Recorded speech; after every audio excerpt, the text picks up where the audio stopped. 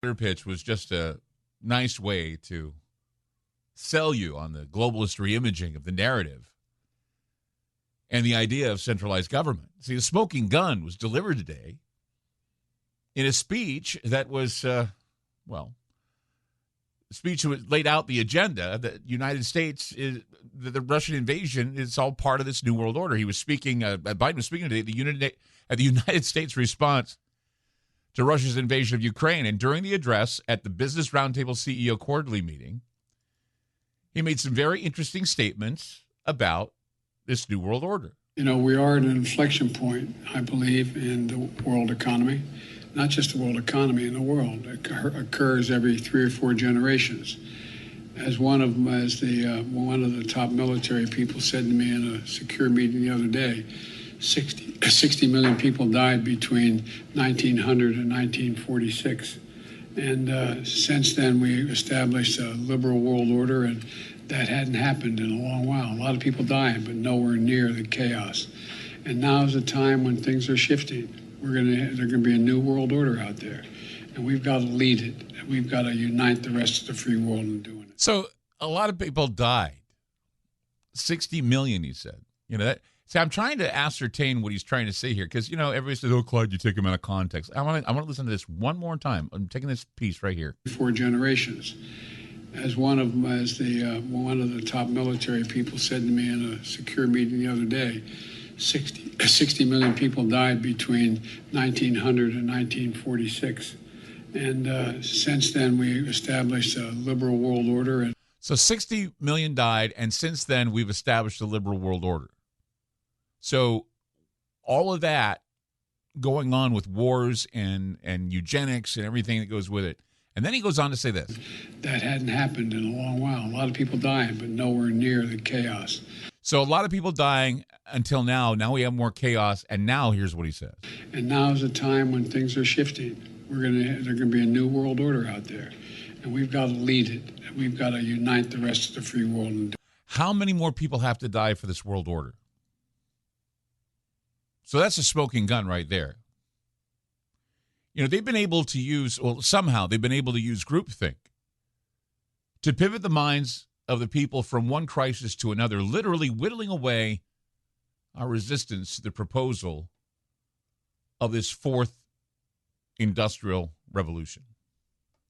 The science of groupthink and social engineering is being used on everyone in order to move them from crisis to crisis, leading to what I call cognitive strain. We can't think alone, but under the discursive influence of others, many of whom, with which on many things, we have come to agree. Although we must, at the same time, for the sake of finding our collective way forward, we have to have a more adequate understanding of ourselves and the world, and be wary of deriving too much comfort from thinking too much as others do.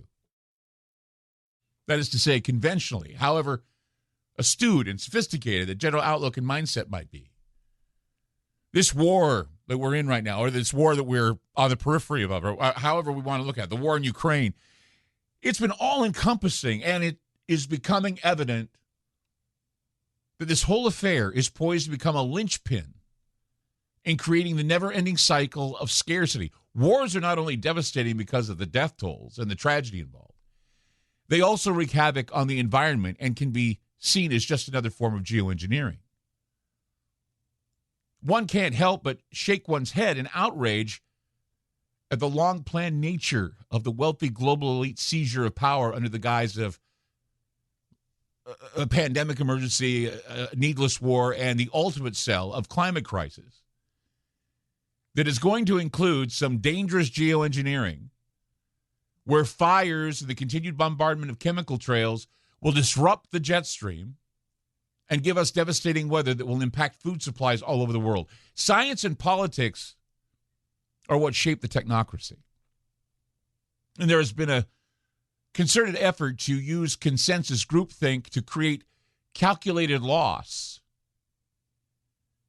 in order to not only cull the population, but leave those who survive fighting for every crumb and food scrap they can get their hands on.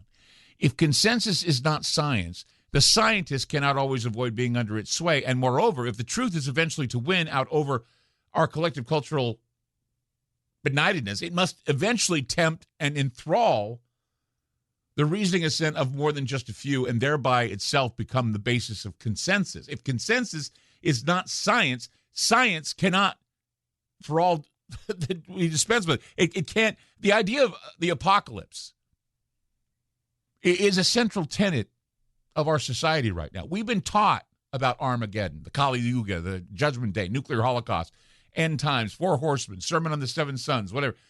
Hierarchical society arrangements and this planning of a synthetic apocalypse is leaving us powerless. Exploitative systems leave us feeling hopeless. And the widespread deployment of fear ultimately keeps us in our place and out of the business of those who want to own us. Behind all political ballots, behind the battles of the politicians and the social critiques and theoretical inquiries, lies the most fundamental question. When left to our own accord, how will we interact with one another? How one answers this question usually goes a long way to how one perceives the world and how issues are viewed and opinions are formed.